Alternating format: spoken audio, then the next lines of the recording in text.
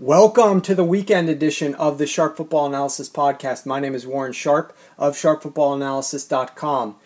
Guys, we got a great podcast in store for you today. We're going to be breaking down some of the current projections of where these teams are and stand after 1 week of action in terms of how they're going to do this season. In addition, we're going to be talking to Evan Silva of Rotoworld, getting a deep dive into some of these game matchups, as well as going player by player, looking at some of the edges, overrated, underrated players in daily fantasy this week. But before we get into that, I want to go ahead and remind you, this is the second edition of the podcast that we're releasing on a weekly basis. The first edition comes out on Tuesdays, and that edition is going to be the one that's really going to get you up to speed on everything critical that occurred in the games, because as we know, the football games may be decided on the scoreboard, but what you need to know about those games for when you're betting them in the following week or using daily fantasy players in the following week has only a little bit to do with the actual scoreboard.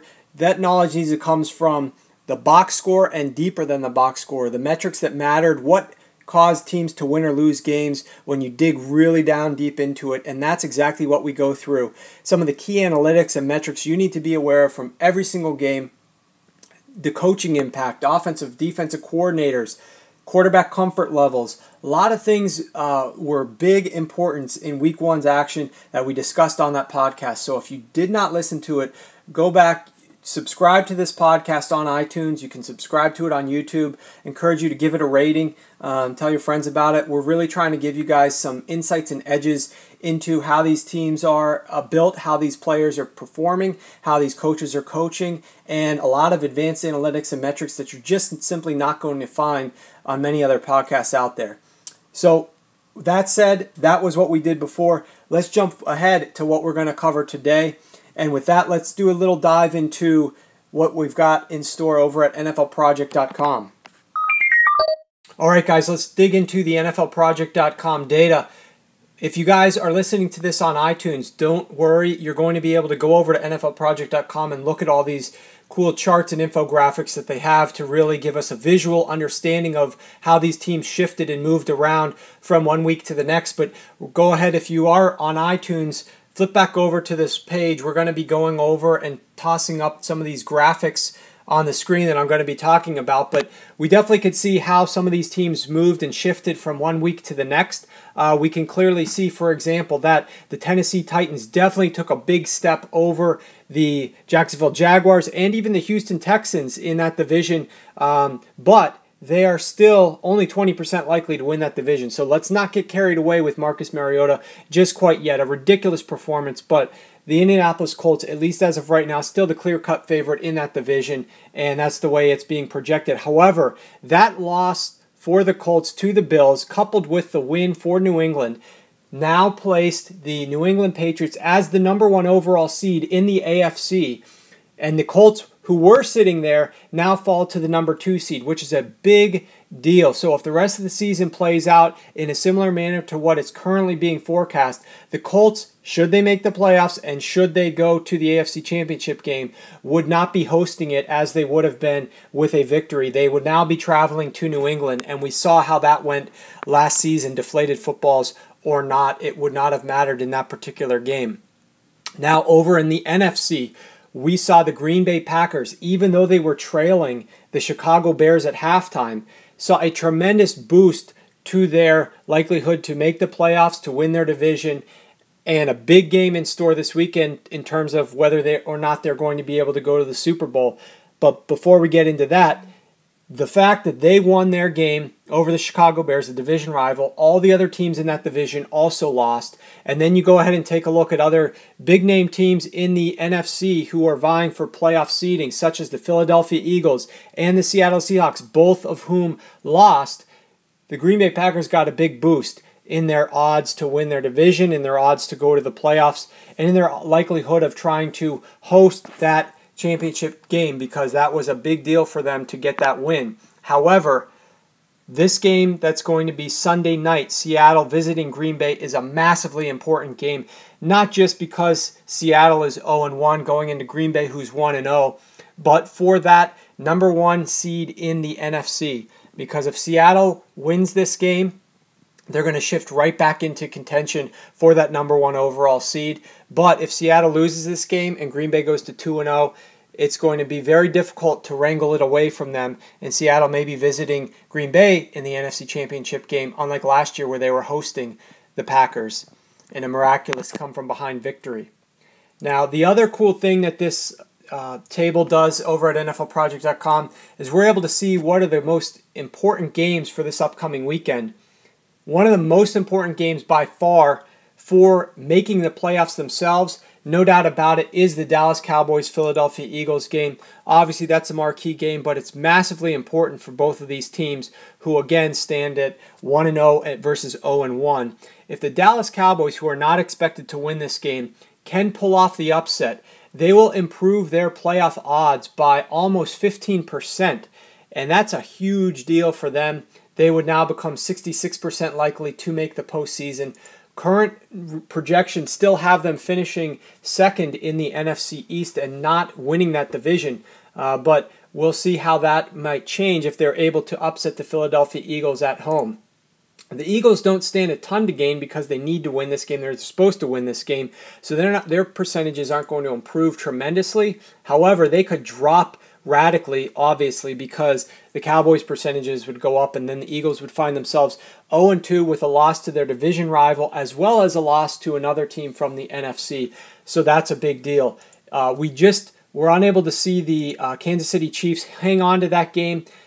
With all those turnovers against the Denver Broncos on Thursday night, they would have vaulted pretty high in terms of their odds to make the playoffs, but that did not come to fruition. A couple other teams who stand a lot to gain from victories would be the Buffalo Bills, the New York Jets, and the San Diego Chargers. And 4 teams who would stand a lot to lose if they cannot win this weekend would include the Miami Dolphins, who are supposed to beat the Jacksonville Jaguars.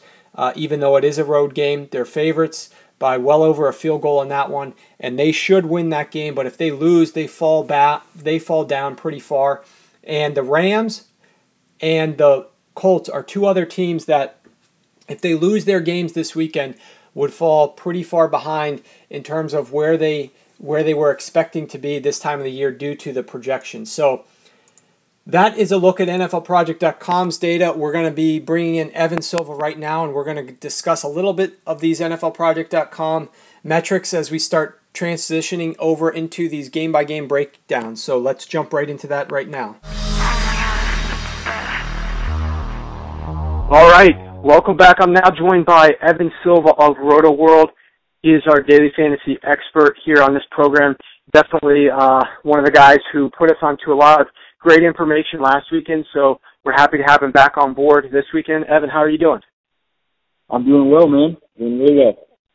Excellent. Well, we saw a lot of interesting games last weekend, a lot of teams that really impressed and some teams that fell back, and some teams that were just maybe a little bit fortunate with the way that things shook out. And one of those teams, I think, was the Green Bay Packers in terms of, right now when we're looking at the NFLproject.com numbers, they stand a really good shot to win their division. All 3 of the teams in their division lost. The Vikings didn't look that great. Of course, they beat the Bears, and the Lions lost out in San Diego. And then in addition, the Eagles lost, and, of course, the Seattle Seahawks lost. So that gives the Packers a bit of an edge, sets up a really big game for home field advantage here in terms of the Super Bowl, to be honest with you, with seeds 1 and 2 this weekend when you talk about the Sunday nighter, Seattle at Green Bay, because if Seattle wins that game, it's right back there for them. But if Seattle does not pull that game out and loses to the Packers in Green Bay, then they might be hoping that they can make it back to see Lambeau Field in the postseason. Yeah, that's a really interesting game. Pretty high total there, too. I think it's 49 points. The daily fantasy play that I'm looking at, and actually two guys on Seattle side, Russell Wilson, I think could be really interesting in a game with a high total where Seattle needs to win that game. And one thing that I also noticed from Seattle last week is that they had their foot on the pedal. They finished with, I think, 79 offensive plays. Seven of those came in overtime, so that's inflated a little bit. But during the actual game, they had during the regulation, they had over 70 offensive plays. This is a team that usually is in around 60 offensive plays historically under Pete Carroll. So they're playing faster. They're going to get more plays offensively. And I think that this could be a game where we see Russell Wilson be very aggressive. I like him as a tournament play in DFS this week.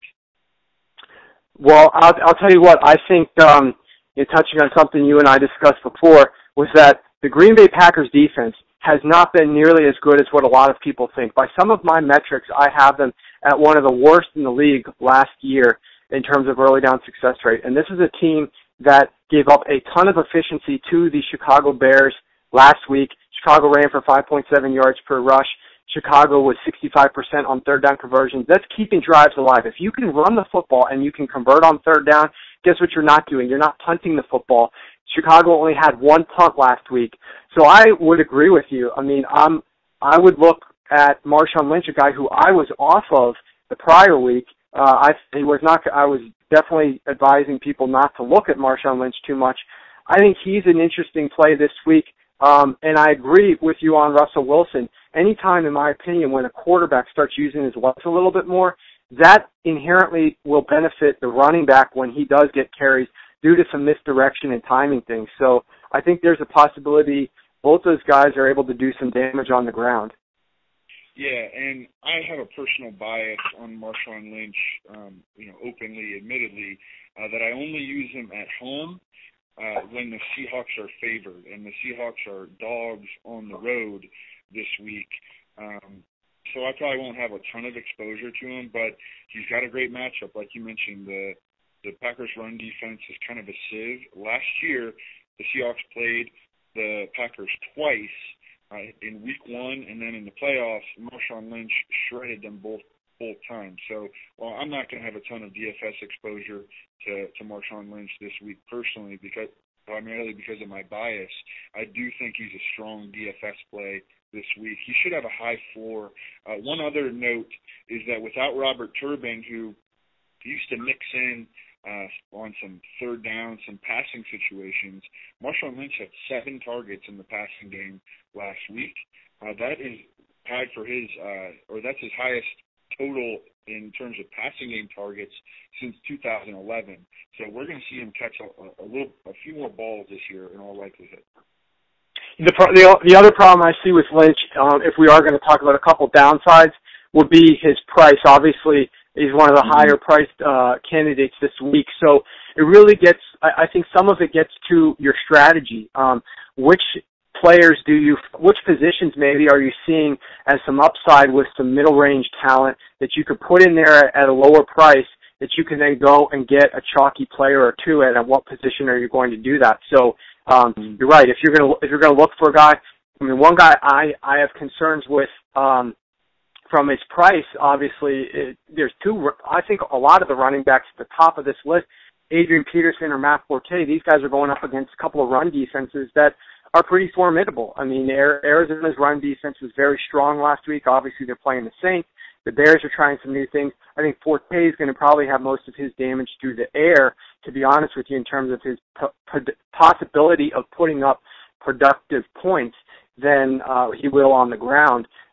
Adrian Peterson, it gets back to utilization, but what did you think about when you saw Adrian Peterson out there in the Vikings game against the 49ers? I think he looked okay. It wasn't a big sample. I think he finished with 14 touches or something like that. So I don't want to have a strong takeaway. The Vikings came out and it looked like they were going to try to attack the 49ers in a spread offense. Like they wanted to sling it around a little bit. Adrian Peterson wasn't heavily involved early in the game. When they decided they wanted to run the ball, they were trailing, and it was the second half. So the game plan just didn't work out, and North Turner is a good offensive coach, and I think he'll get it, back together. But that happens sometimes in games. They got punched in the mouth on the road by a team that looked very physical in San Francisco. Yeah, they did. That was very impressive. I was very impressed with what Eric Mangini brought to the table for that game. So looking at, obviously, what we saw last week, we saw some teams falter. Obviously, the Colts struggled, and then we saw the Titans look tremendous. So the Colts' future odds kind of dropped a little bit, and the Titans, they're still, let's be honest, they're still a long shot. They're only right now approximately 20% odds of winning that division. So it's still the Colts division at this point in time. A lot of people are really hyped up about what Marcus Mariota did, but it's early, and once other teams get tape on that and start to scheme against some of the strategies that Ken Wisenhunt is trying to employ, that's going to help some of those defenses along the way. But no doubt about it, it certainly was a very impressive performance. Now they're going up against a defense that, Cleveland, they didn't look terrible, but they certainly didn't look tremendous. A stack that you recommended last week, Chris Ivory, with the Jets defense paid off quite well. What's your takeaway on that game in terms of Marcus Mariota's hype and the potential for him to produce or not produce against Cleveland on Sunday? Pretty low total. I don't think we're going to see the Titans light up the Browns offensively in Cleveland. Mike Pettine's pass defenses have been great. In Buffalo, they had an elite pass defense. Last year, their defense as a whole wasn't great, but they had a great pass defense. In week one, Ryan Fitzpatrick didn't have a whole lot of success throwing against them. They get a lot of interceptions. They're willing to give up yards on the ground. I'm not, on Bishop Sankey necessarily, but you can run the ball on them. It's tough to throw against them. They've got a great secondary. Joe Hayden, they paid big bucks to get Tremont Williams. Tayshaun Gibson is a playmaker at free safety, and Dante Whitner is a savvy veteran at strong safety. So while some of the public might start to move on to Mariota, I'm going to be totally off of him this week. Yeah, I would think that one might be a smart move. Looking at some of the bigger games this weekend, obviously we can look ahead at some of these charts that NFLproject.com has, and they basically go through and rank in terms of the team's ability to make the playoffs, which team has the most to gain and which team has the most to lose. And it was unfortunate for the Chiefs last night because they had a lot to gain in that game. A victory would have put them over 50% likely to make the playoffs, but they were unable to pull it off. But now we have probably the biggest game for true playoff seeding in terms of actually making the playoffs or not. The biggest game for the Super Bowl seeding in terms of winning the Super Bowl is certainly that Sunday nighter. But the biggest game in terms of making the playoffs or not making the playoffs, that's going to be none other than the Philadelphia Eagles with Chip Kelly trying to bounce back in a late afternoon game against the Dallas Cowboys, who had that miraculous come-from-behind drive in a game that was pretty much back and forth, fraught with a lot of mistakes along the way. What's your take on that matchup and some of the players that we should be looking forward to? Obviously, the largest total that's on the board. Do you think it lives up to that, and which players might be of interest? Yeah, and if you split up the overall game total into actually team totals, the Eagles also have the highest point total of the week. So lots of scoring expected there. Tim Bradford in week one, his final stat line wasn't great. It wasn't bad. He was across fantasy, he was a top 15 fantasy quarterback, finished with 336 yards, a touchdown and 2 interceptions. But one of the interceptions came on a tip ball, and he should have had another touchdown, but the officials missed it when Jordan Matthews kind of reached into the end zone, and the Eagles, they didn't review it. They just hurried back in the line because that's what they do. They play so fast. They just rushed up to the line. Bradford handed it to Ryan Matthews, and Ryan Matthews scored the 1-yard touchdown. So Sam Bradford's stat line should have been quite a bit better. Again, big total. And Dallas is missing Randy Gregory, a nickel pass rusher who they expect to be an early season difference maker. For them, he suffered a high ankle sprain. And don't forget that they lost their top cornerback, Orlando Scandrick, to a torn ACL and MCL in the preseason. So I like Sam Bradford a lot in this spot. Going back home, this game will not be nationally televised. I like his weapons. We got Zach Ertz looking healthy. We got Nelson Aguilar, I think, will start to step it up. And Jordan Matthews looks like a beast at slot receiver.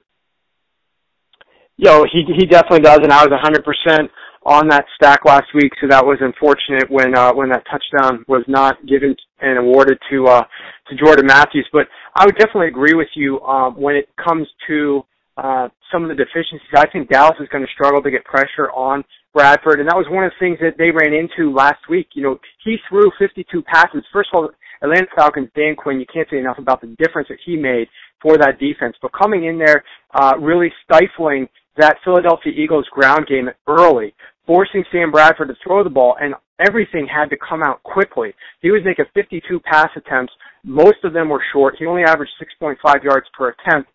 If the Cowboys aren't able to get that pressure that's necessary on Bradford, it's going to open up that offense a bit. It's going to then allow, and I'm positive that Chip Kelly is going to make sure that they focus more on the run. But the biggest difference I think that is going to happen in this game against the Cowboys is going to be the insistence upon Chip Kelly to establish the run to set up play action.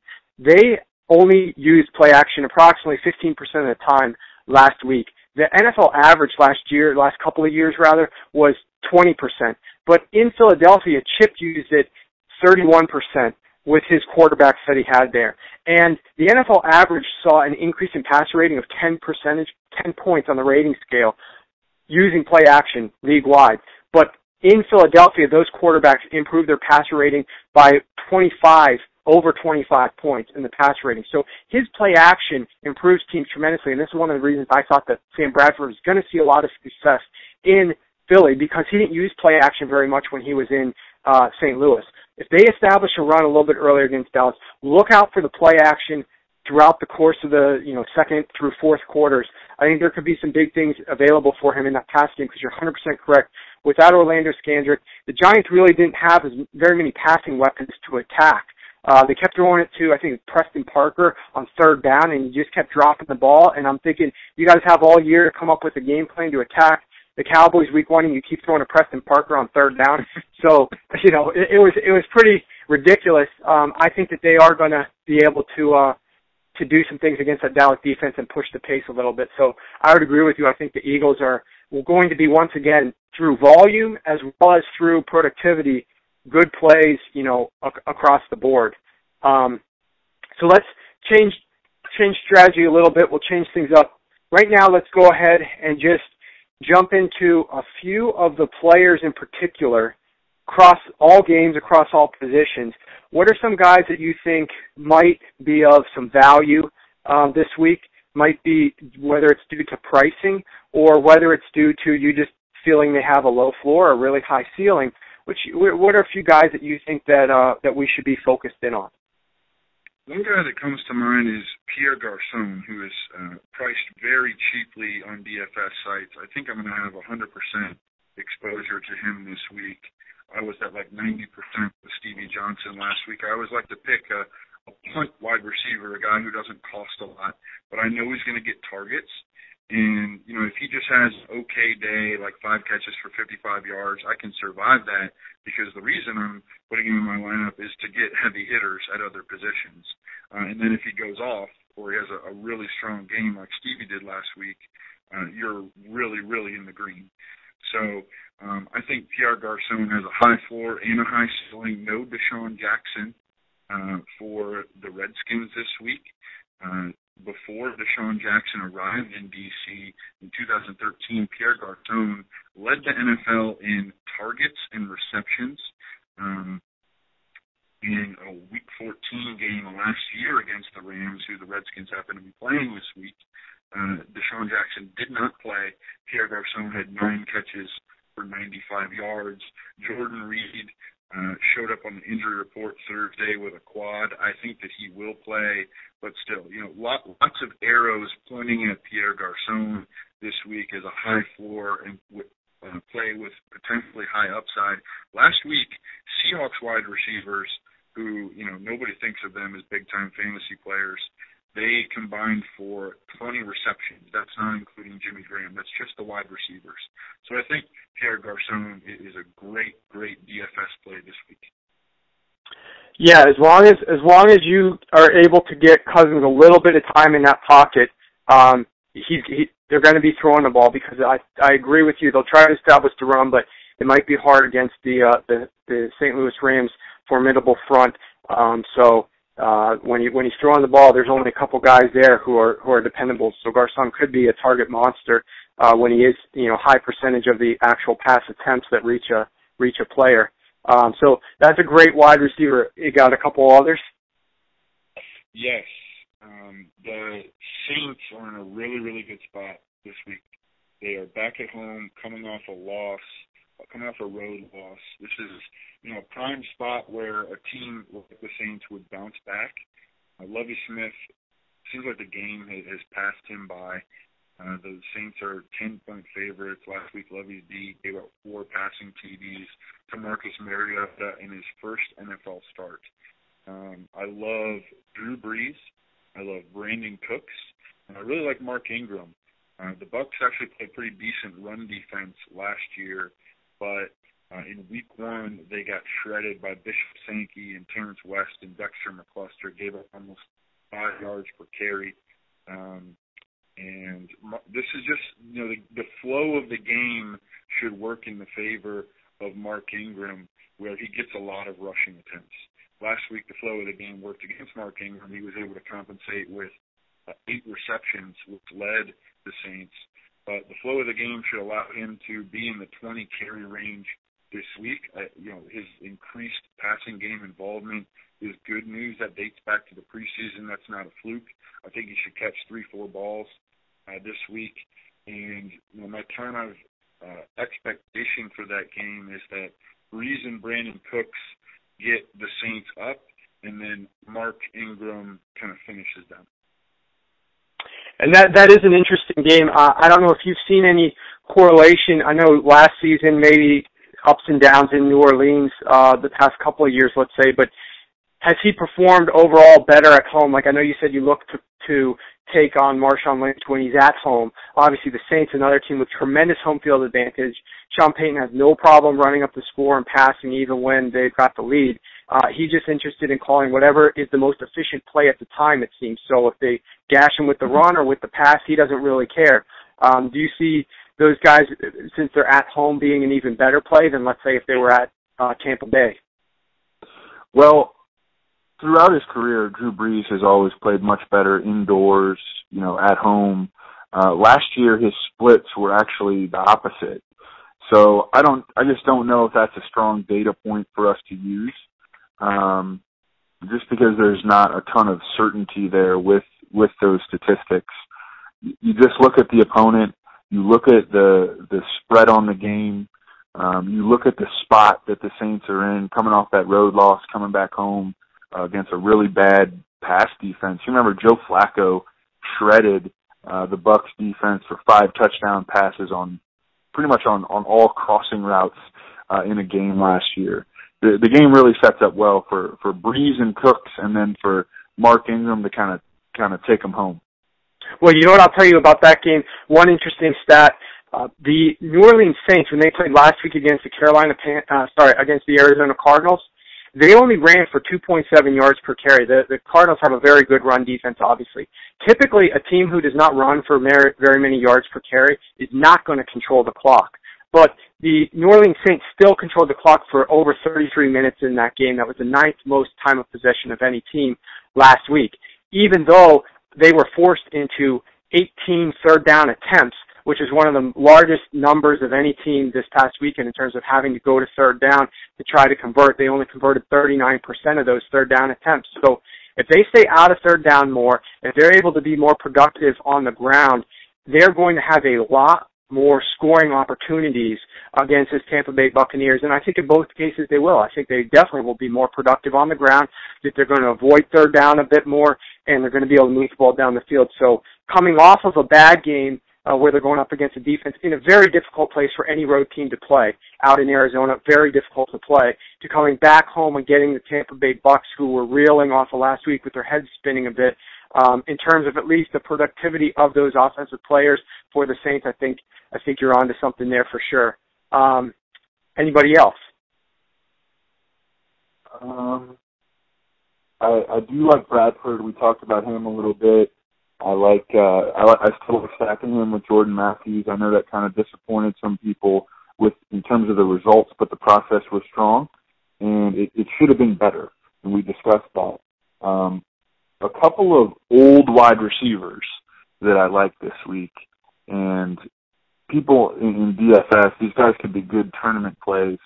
People who are new to DFS tend to be younger guys.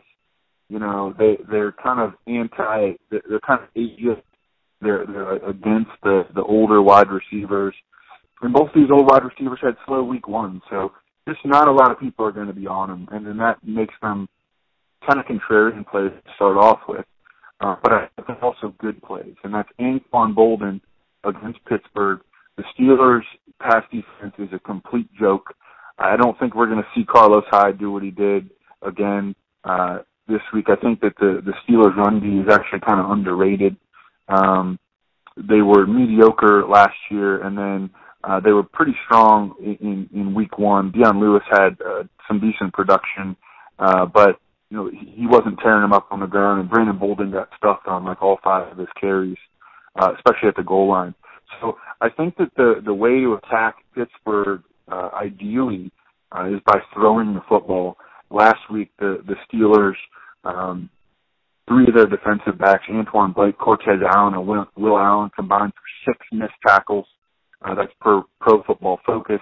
Antoine Bolden is a tackle breaker, and I think we'll see him get more targets than he did last week. I think he could have a big game in a game where the 49ers may have to throw more than they would like to. They're 6 dogs on the road. Another one is Steve Smith Sr. Just no other real targets to speak of there in Baltimore. You got Crockett Gilmore, you got Kamar Aiken, Michael Campanaro. Steve Smith is the go-to guy on the road at Oakland. If Oakland can keep it close, that should mean, you know, at least for a couple quarters, that should mean that Baltimore throws a decent amount in the game. Justin Forsett did show up on the injury report this week with a shoulder. He was limited in practice. Either way, I think we should see a lot of targets for Steve Smith. The Raiders' pass defense was a joke entering week one, and they came out of week one having lost their free safety, Nate Allen, to an injury, a knee injury, and he was placed on IR, designated for return. And Charles Woodson looked like he separated his shoulder. I tend to doubt that he will play this week. So there's some old wide receivers if you want to go with old man value. They're pretty cheap, and they'll be very low owned in tournaments. Yeah, excellent comments. And the other key to note with the Ravens is they did stay out in California. They went down to San Jose. They did not fly back east, so they're not going back and forth across the country. Had a little bit of chance to get some rest after playing out in the altitude in Denver week one, which is always a tough place to play for any team. You go, especially this preseason, a lot of the starters didn't play as many snaps as they have in the past. You're working in a new offense with Mark Trestman. Then you go out and play that Denver defense at altitude. Obviously the Ravens have some issues with their team, but guess what? You know, a prescription out in Oakland might be just the thing to be their remedy, because that exactly Andy Dalton had a day that he hasn't had in several years against that defense. So hopefully Joe Flacco will be able to do similar. And I'm on board with your recommendation there for the 49ers as well. It just comes down to how that defense is going to play under Keith Butler. They got embarrassed. They didn't know how to line up. So how are they going to respond? I think their focus, first and foremost, like you mentioned, is going to be to stop the run and to slow down Colin Kaepernick. I think the 49ers are going to be best suited offensively to try a lot of misdirection and a lot of different things to confuse that defense. and that should free up Bolden for some good coverage advantages against some of those depleted DBs that they now have up in Pittsburgh. One position that we really haven't touched on too much yet, so maybe we could get one recommendation there, would be the tight end position. Obviously, the tight ends had a pretty good day in scoring, outscoring wide receivers in terms of touchdowns last week, but that might be more so just an aberration. But are there a couple of one or two maybe plays that you think would be of value from the tight end position this week?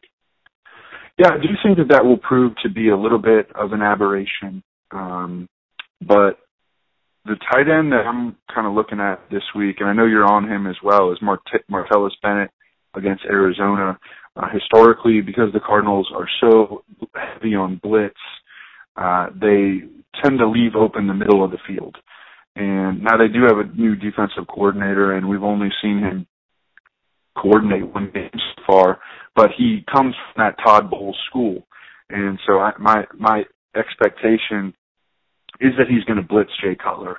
And Martellus Bennett should have openings at the middle of the field. I still like Greg Olsen. I wasn't on him as much last week. I know he was a really popular play in DFS last week, and he disappointed. I mean, he cost people money last week. But I think we'll see him get a lot more involved this week. Travis Kelce just absolutely shredded the Texans in week 1. I think he had 6-106-2. And there's just no way that the Panthers can go through their season without Greg Olsen being a guy who gets at least 8 targets a game, if not 11 in some spots. So I know that his week 1 was a letdown. He ended up blocking a lot. These coaches get to make adjustments, and there is just absolutely no way that Greg Olsen is going to have a game like that again. Pretty good matchup based on what Kelce did last week, and I think we'll see Olsen a lot more involved against Houston. Excellent. So now let's turn the page a little bit, and I know in fantasy you don't really have to go up against other players in terms of, fading this guy like you do when you're betting on these games. You have to fade the other team, and so you have to pick a team that you might want to go up against and a team that you're riding, and use those combined opinions to formulate that you're going to be confident in that wager. In fantasy, it's more so, I like this guy's matchup, I like this player's matchup. But are there any guys that you are really looking to avoid in terms of selling? You don't really want to have any interest in them. Maybe some higher-priced guys, whether it's a quarterback, running back, or wide receiver, players who you just think will not live up to their price point this week based upon their matchup or based upon just the pricing itself. Yeah, I will, for the most part, and there are a lot of new players in DFS this year. I mean, and you can tell when you're playing the game. I play decent volume, and my head-to-head games are getting matched by, and you can see the players' win totals when they match your games. I mean, I'm getting matched by guys who have never even won a game on FanDuel in their life, And so these people kind of tend to be very influenced by recency bias. What they saw last week, they think is probably going to happen again. So I'm going to be off of, a lot of guys who had big week 1s. I think people will be drawn to Marcus Mariota. I think people will be drawn to Carlos Hyde. I think that people will be drawn to Tyler Eifert. I'm going to be on A.J. Green and Jeremy Hill this week. And that won't work out in every spot, and I'm comfortable with that. I'm aware of that. But I'm going to be on the guys that I think that the public is not going to be on, and I'm going to be facing a lot of guys who were absolute monsters last week. Like, I'm going to have a lot. I was 100% in on Julio last week. I'm going to have very low exposure to him this week, and I'll have some Eli Odell Beckham because I know that they disappointed everybody last week. And that'll be my primary tournament strategy, is going with players who I know are really, really good, but just had slow week 1s. And I think that a lot of people will be chasing last week's points, and I don't want to get caught up in that. Right, yeah, chasing the points or chasing chasing the Lions is never a bad thing, is never a good thing to do, rather, probably in daily fantasy, as well as I know for certain when you're betting on these games. A quarterback I wanted to throw out there and get your take on him would be Phillip Rivers. You know, he obviously had a very productive week one going up against the Detroit Lions. The Detroit Lions, decent run defense, and, of course, the Chargers couldn't really run the ball very well, 3.2 yards per carry. So it came down to Phillip Rivers' arm, 42 pass attempts. I know you were all over Stevie Johnson, and so those two are highly correlated there. The Chargers avoided the most third downs of any team this past week. They also were 55% when they did get forced into those third downs in terms of converting them to first downs. So a ton of time of possession, 38 minutes of possession in that game, obviously aided by some of the Lions' quick scoring plays that they had. So I could see where you're coming from with like the A.J. Green and the Hill in terms of busting big plays. What do you think about Phillip Rivers this week going up against the Cincinnati Bengals defense, who obviously is a little bit more difficult against the pass, and now San Diego's got to do it with the loss of Fluker on the offensive line? I think that Phillip Rivers is a fade. I think the Cincinnati pass defense is really, really good. It was really, really good under Paul Guenther, their first-year coordinator last year. And I like a lot of players that they have in the back end. Young corners and really solid safety play, and their defensive line is a lot better than it was last season. Could maybe exploit that loss of DJ Fluker. I don't think I'm going to have exposure to anybody in San Diego this week except for maybe Danny Woodhead. The Bengals gave up a ton of production to running backs in the passing game last year, and then in week one, Latavius Murray caught 7 passes against Cincinnati, and Marcel Reese, their fullback, actually caught 2 touchdowns. Danny Woodhead dominated the red zone work ahead of Melvin Gordon last week. I'll have some Woodhead, and I'm going to fade the rest of that passing game. And Melvin Gordon just isn't quite getting the usage yet for me to want to be on him in DFS. Well, we're seeing eye to eye then there on the Phillip Rivers one. So what about the guy who really impressed a lot of people that I think, like you said, there's recency bias that's going to come out there? Another running back, Abdullah, up in Detroit that we just mentioned, played the Chargers last week. He obviously scampered the ball around very efficiently, a lot of big plays. What do you think are his prospects, not just this week going up against the Vikings, who looked a little bit lost at times out there and gave up some big yardage to the 49ers, but also moving forward in terms of his pricing? Is it going to be a week-to-week thing? Is this a week to buy him, or is this a week to stay away based on, the probably higher ownership percentages that he's inevitably going to see after a week like that? Yeah, I am on Amir Abdullah a little bit. I know that the recency bias seems like it might push people toward him, but he only had 11 touches in week one, so maybe that'll get people off of him. But the matchup, like you mentioned, is really, really good. One thing about his total number of touches is that the Lions only ran 47 plays last week, and that was just because they happened to not have the ball a lot because Phillip Rivers was completing in-breaking route after in-breaking route, and the Chargers had the ball all game. And that's going to regress positively, and the Lions are going to be, last year they ran 65 plays a game. So they were essentially missing 20 plays from their offense. We're going to see Abdullah get more touches. And the matchup is good. I think this should be a pretty tight game in Minnesota. I think the Vikings will be better than what we saw in week one. And I think Abdullah is clearly the Lions' lead back. Now, I don't think that he has a great floor in fantasy, and I'm not sure about his ceiling either because, how many 2 TD games is Amir Abdullah going to have when he's probably not going to get goal line carries because Joe Bell is still there. But he's priced at a pretty good cost.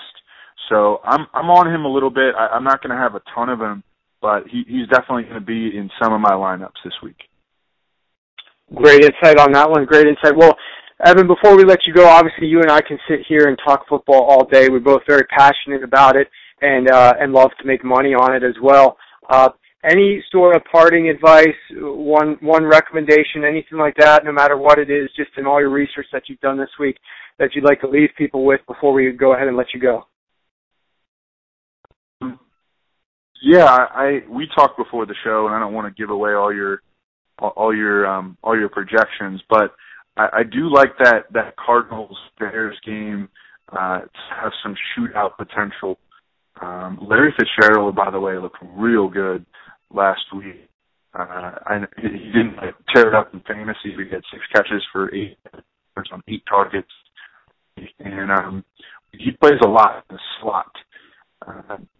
Stage of his career in the Bears owner, who has been a special teamer. He's been in the league for 6 years, and he's a special teamer. I think that game is a sneaky shootout game, and Larry Fitz looked really good to me. And John Brown, of course, is the big play for that there. So, set up with Larry Fitzgerald and Old John. I mean, that could be very successful. The Cardinals lost their lead back last week. They're gonna be airing it out, man. They're gonna be airing it out in Chicago, and very aggressive passing game. In the intermediate and deep sections of the field for Rotarians. Yeah, I'm 100% on board with that as well. 2 things. Number one, weather looks to be good. That's an important thing anytime you're playing in Chicago. And number 2, keep in mind there's a new coordinator there, Adam Gase. While they did go run heavy, they like to balance things up for Jay Cutler week 1.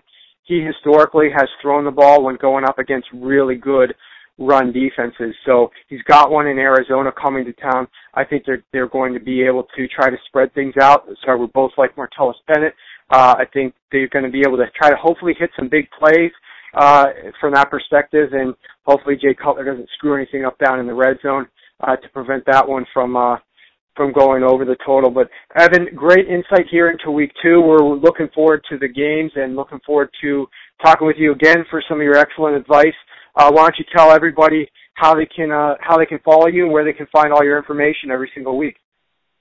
Hey, you can follow me on Twitter at Evan Silva, and I put up a matchups column last night, and I break down the games and give my expectations for everyone. I'll get some stuff wrong, I guarantee you, but I think I'll end up getting more stuff right. That's the hope. Well, yeah, that's the way it is in anything. More right than wrong, and you definitely do that. I highly encourage you guys to go check out his column. He provides great content throughout the week as well. Obviously, awesome nuggets on Twitter if you're following him at Evan Silva. But that column that comes out Thursday, right around the end of the Thursday night game, is a tremendous preview for the upcoming games that weekend. And whether you agree on 100%, you're not going to. The point is, it's information, statistics, analysis that he's got, and all of it is tremendously valuable. So, Evan, we really appreciate you coming on board again this week, and we'll look to talk to you soon. Thanks, Warren. All right, guys, I wanted to go ahead and get that whole segment in there because we're really rolling here and a lot of good information being passed along. Normally in the future, that's going to be rolled over onto the Shark Tank podcast, which is a daily fantasy analytics package product. You can go ahead and get that entire package over at thesharpfootballanalysis.com. That's going to give you the Advanced Metrics Matchup Guide, which is a 7 to 8 page document going through a lot of the head-to-head matchups and where I see edges based on my advanced analytics. That comes out on Wednesdays, so that's already available for you guys if you want to go ahead and head over there and review that. In addition, a hit or miss article comes out every single week, and this Shark Tank podcast as well. So those 2 items are going to be posting later tonight over at sharpfootballanalysis.com for that package, $9 every single week. It's not bad when you're getting that level of advanced metrics and analytics and information, and these podcasts with Evan and other guys are going to be on there as part of that content moving forward. Also, over at sharpfootballanalysis.com, I've got my NFL recommendations for sports betting for this week, week 2 NFL action. I've got several recommendations over there, and there's going to be more to follow. We're off of a 6-1 week 1, so very strong. 7 recommendations, 6 of them cashed for us, and we're looking to improve upon that result this upcoming week with week 2's action. So if you guys are interested, there's obviously weekly packages available, as well as season-long packages where you can defer all payment until next March. So you get everything now. You don't have to pay a cent until next March, so that's an option for you as well. With that said, let's wrap this podcast up by wishing you guys good luck this week in all the action, and we will be back in touch on Tuesday where we review it and break it down and really get a good understanding of how these teams won or lost their games. This is going to be a fun ride. All right, guys, have a great one. This is going to be a fun ride. Everybody want to clap. I'm going to play when I want to play, do what I want to do. I'm going to say what I want to say. Did I say anything stupid today? My role is to take the ball deep, take the top off the defense. To take the ball deep, take the top off the defense. If I can't get to it, nobody can get to it. I don't shine shoes, I don't tape ankles, I don't cut checks. Great cash, homie. I don't shine shoes, I don't tape ankles, I don't cut checks. Great cash, homie. Everybody one clap, one clap.